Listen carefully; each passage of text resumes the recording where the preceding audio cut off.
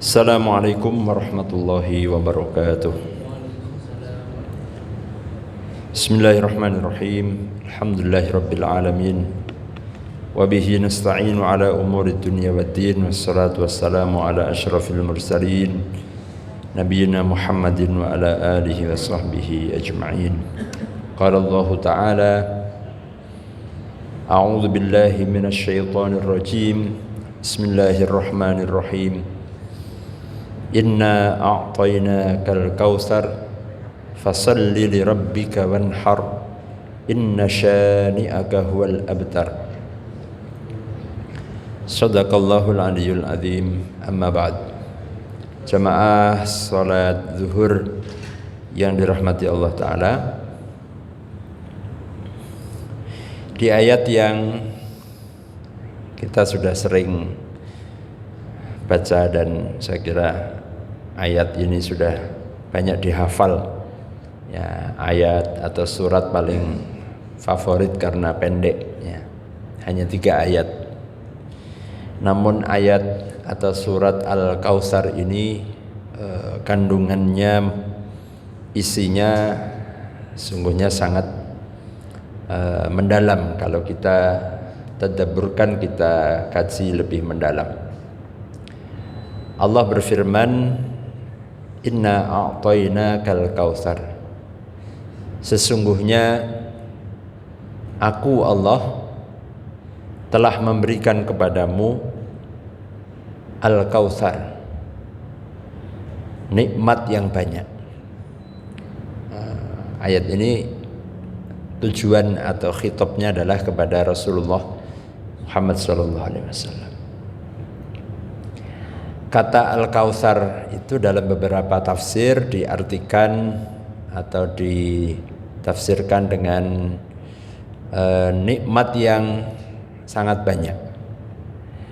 Kemudian juga ada yang menafsirkan Al-Kautsar adalah telaga ya, haud ya, yang ada di dalam surga. Nama telaga yang ada di dalam surga yang tidak akan minum dari air telaga itu kecuali umat ya, Nabi Muhammad sallallahu alaihi wasallam. Nah, maka kedua-duanya benar kalau diartikan nikmat yang banyak ya.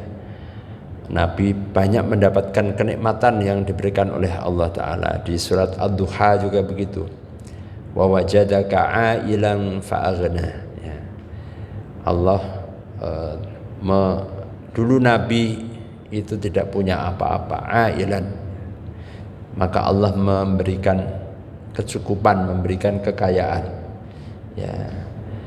Kemudian juga ketika Nabi yatim ya, juga Allah Subhanahu wa Ta'ala yang merawatnya, yang memelihara. Jadi nikmat yang banyak ya.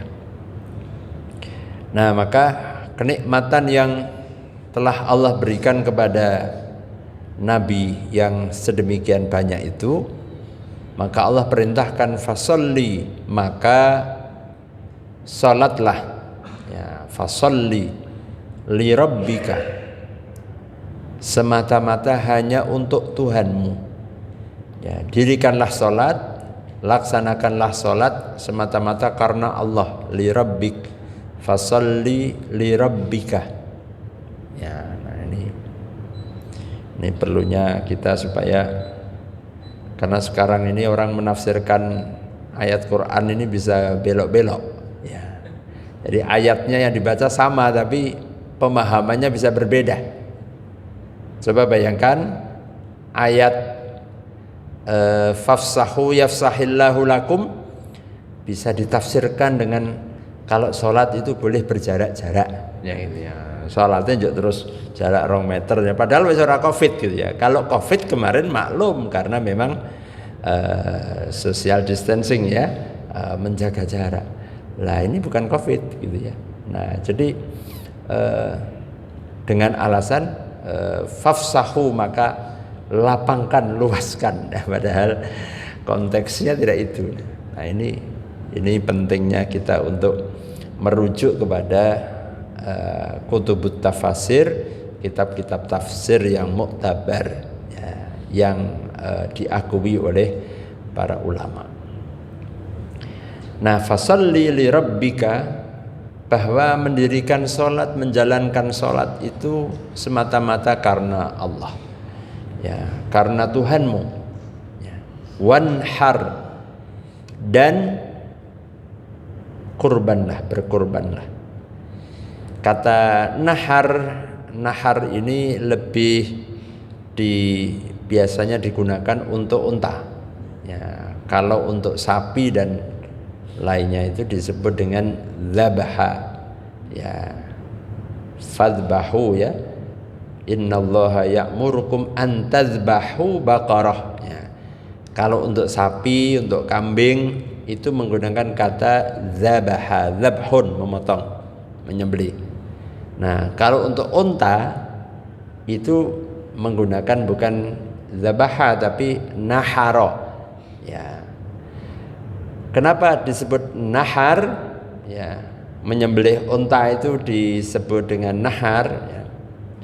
Karena memang unta itu yang disembelih bukan lehernya, bukan di ujungnya.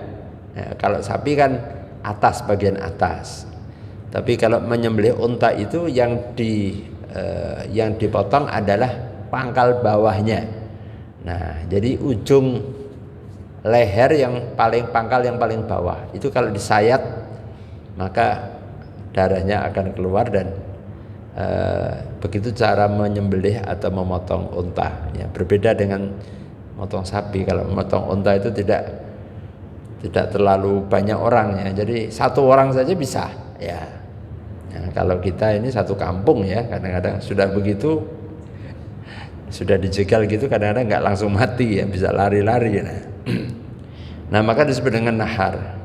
Hari Idul Adha itu sering juga disebut di dalam istilah hadis, disebut yaumun nahri, yaumun nahar, hari nahar, hari menyembelih, ya. Nah, di ayat ini Allah menggunakan kata wanhar, fasalli li rabbika wanhar. Nah, ini menunjukkan bahwa keutamaan, ya. Jadi kurban itu kalau mau utama sesuai dengan ayat ini sesungguhnya tidak kambing, ya, harusnya, ya, yaitu kurban unta. Nah, cuman agak sulit di sini, ya. Ini kalau kita mau gimana kurban unta di Indonesia kayaknya hampir nggak ada, ya. Yang di Gembiraloka pun nggak boleh dipotong, ya, untuk ditonton, ya. Tapi kalau di negara-negara Arab umum lah itu unta, dan lebih mahal daripada sapi dan kambing. Nah, kata wanhar. Jamaah rahimakumullah, perintah yang ada di ayat kedua dari surat Al-Kautsar ini adalah yang pertama sholat, yang kedua adalah menyembelih atau berkurban. Maka amalan yang paling utama yang dilakukan oleh seorang mukmin di hari Idul Adha, di hari kurban itu tidak ada yang melebihi daripada dua amalan itu. Yang pertama sholat, melaksanakan sholat Idul Adha, ya. Yang kedua adalah kemudian berkurban, dan urutannya pas, ya. Sholat dulu baru kemudian berkurban. Maka para ulama menyebutkan bahwa barang siapa yang berkorban sebelum sholat duha, maka bukan sebelum sholat id, ya, maka jatuhnya bukan korban tapi menjadi sedekah biasa, ya. Berpahala tapi tetap tidak mendapatkan fadilahnya atau pahalanya kurban, karena kurban itu sesudah sholat id, ya. Sesuai dengan ayat tersebut, fasalli li rabbika wanhar. Nah, jamaah rahimakumullah, kalau kita lihat dua perintah di dalam ayat ini, yang pertama adalah ibadah secara aspek vertikal. Orang sholat ini ibadah mahdhah, ya. Artinya memang kebutuhan atau manfaatnya itu kembali kepada dirinya, dan itu antara dia dengan Tuhannya, dengan Allah, sholat. Nah, Adapun yang kedua, bahwasanya nahar atau berkurban, menyembelih itu di samping itu adalah aspek ta'abudiyahnya, ya itu ibadah mahdhah, ya ibadah mahdhah jelas karena ada tuntunannya. Tetapi juga ibadah kurban itu juga memiliki aspek sosial yang sangat luas. Ya, pertama, hikmah dari ibadah kurban itu adalah melatih orang untuk selalu mendahulukan kepentingan orang lain. Ya kita kalau mau berkorban unta namanya mikir-mikir itu ya. Unta itu harganya paling kan 50 juta ya. Jadi orang mau berkorban unta mikir-mikir ya. Satu mobil ini ya. Orang haji saja masih mikir-mikir. Nah, pernah ada jamaah saya waktu haji itu kepengen, Ustaz, kalau saya mau kurban unta di Mekah ini gimana? Nah, ya nggak apa-apa, bagus saya bilang gitu. Tapi kaget ketika dikasih tahu harganya. Ya kalau sapi, kalau kambing domba di sana paling-paling hanya sekitar 800, paling tinggi 1.000 real ya, 5 juta lah ya. Nah begitu dengar onta berapa Ustaz ya? Ya kalau dikurskan sekitar 50 juta. Hah, kaget ya. Sedua kali lipatnya sapi kan begitu.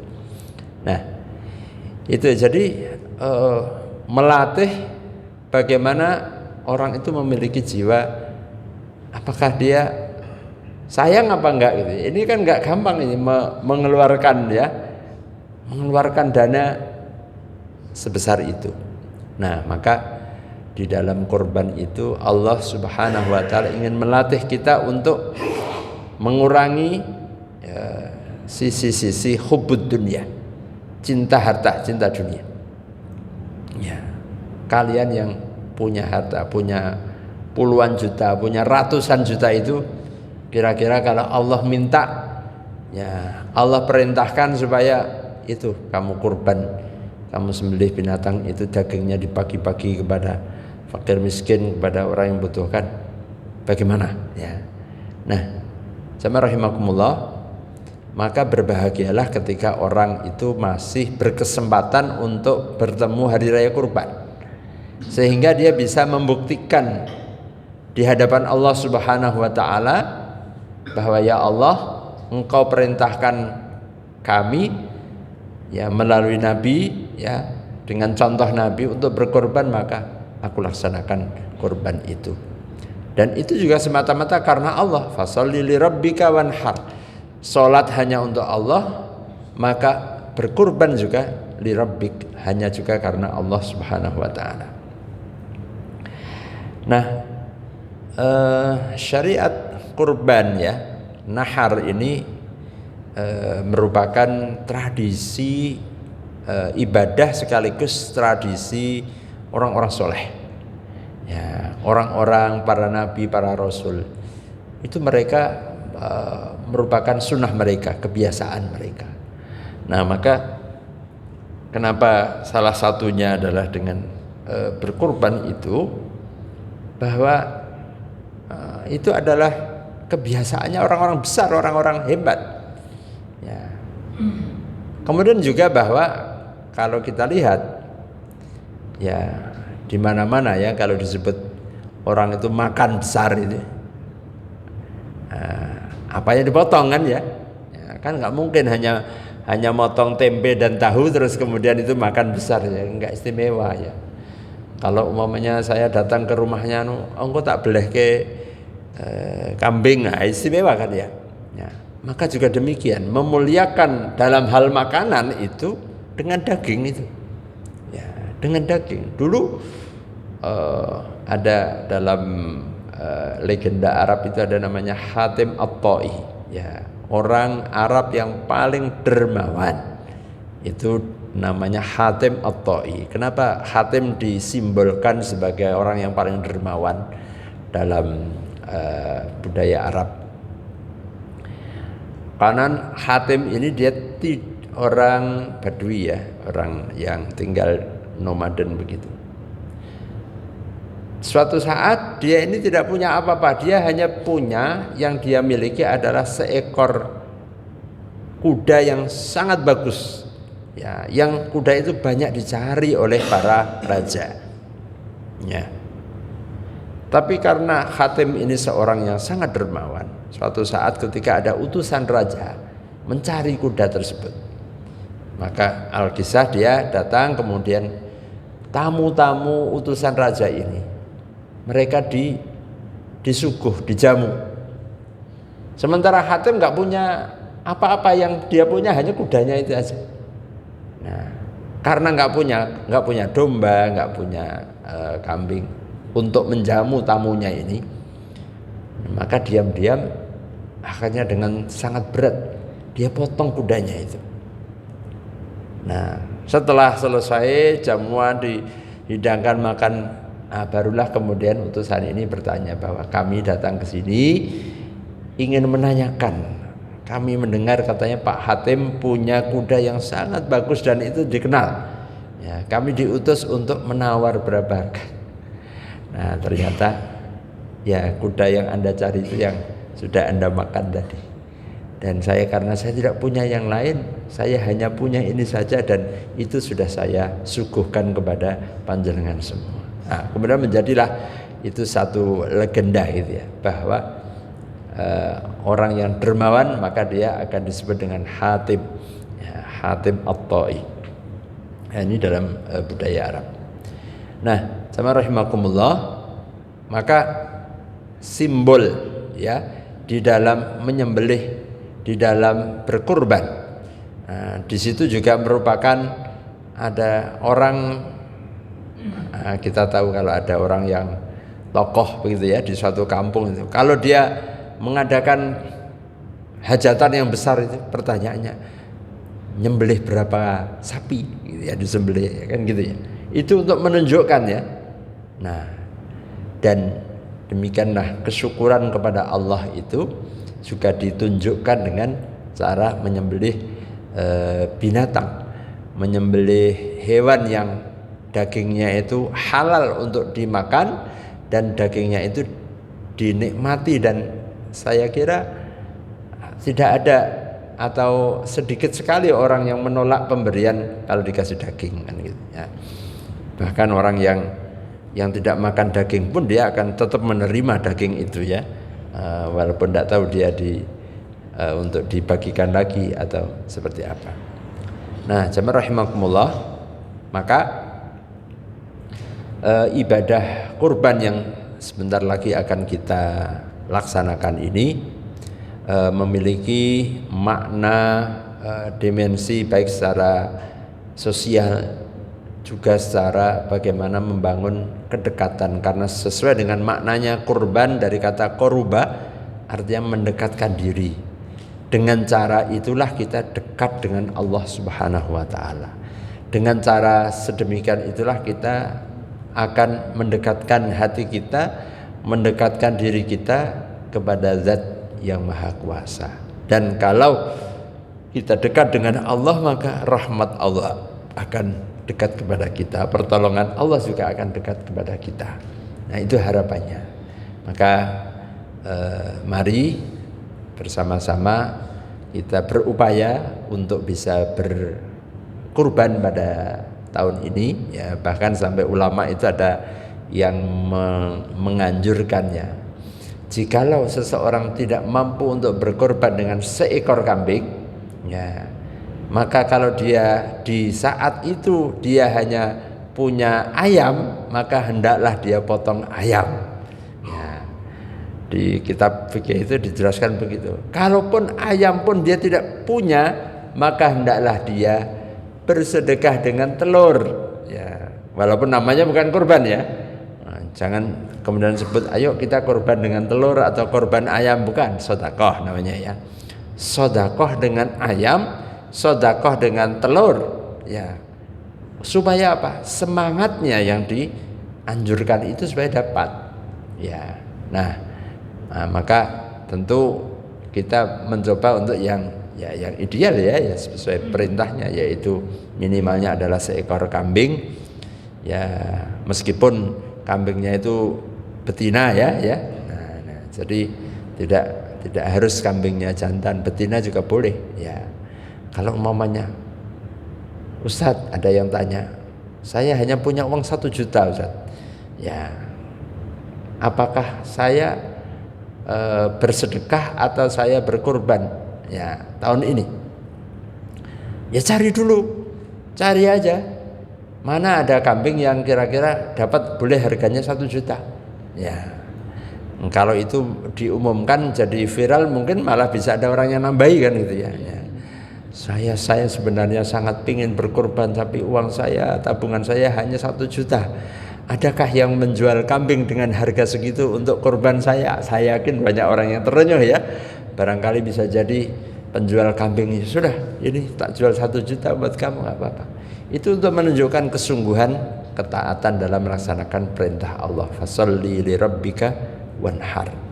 Nah, jamaah rahimakumullah, tidak ada perintah Allah kecuali di dalamnya pasti ada hikmah, ada pahala, ada manfaat, ada ganti. Setiap yang hilang sekecil apapun yang keluar dari kantong kita, dari diri kita, pasti akan diganti oleh Allah dengan yang lebih baik dan lebih banyak. Nah, mudah-mudahan juga begitu. Saya selalu mengajak, ayo kalau kita pengen rezeki kita ditambah, kalau kita pengen size rezeki kita itu diperbesar oleh Allah, ya kita keluarkan lebih besar. Ya, sebanyak apa yang masuk, seberapa besar yang keluar. Kuncinya rezeki begitu. Semakin kalau kita keluar lebih banyak untuk Allah, maka Allah juga akan semakin memperbesar yang akan masuk kepada kita. Nah, kaidahnya begitu. Kenapa kok agak berkurang ya, mungkin pengeluaran kita kurang. Ya. Kalau biasanya kita hanya kurban 1 kambing, mungkin kalau kita dari dulu saya kok 1, dulu saya masih golongan 2A, ya toh? 2A wis iso kurban urung ya. Sekarang wis eselon kok iso kurbane sing mung 1 terus. Ya, wong eselon kok kurbane sing kambing ya. Ya kurbane saatnya nek eselon ki ya kurbane sapi gitu. Nah, maka harus dinaikkan sesuai dengan kemampuan yang diberikan oleh Allah kepada kita. Nah, insya Allah semakin kita keluarnya besar, maka juga akan yang datang, yang masuk juga akan diperbesar oleh Allah Subhanahu wa taala. Demikian jamaah rahimakumullah, semoga Allah memudahkan kita, memudahkan segala urusan kita, memudahkan kita untuk beribadah kepada Allah dengan sebaik-baiknya. Aqulu qouli hadza wa astaghfirullahal azim. Subhanakallahumma wa bihamdika asyhadu an la ilaha illa anta astaghfiruka wa atubu ilaik. Assalamualaikum warahmatullahi wabarakatuh.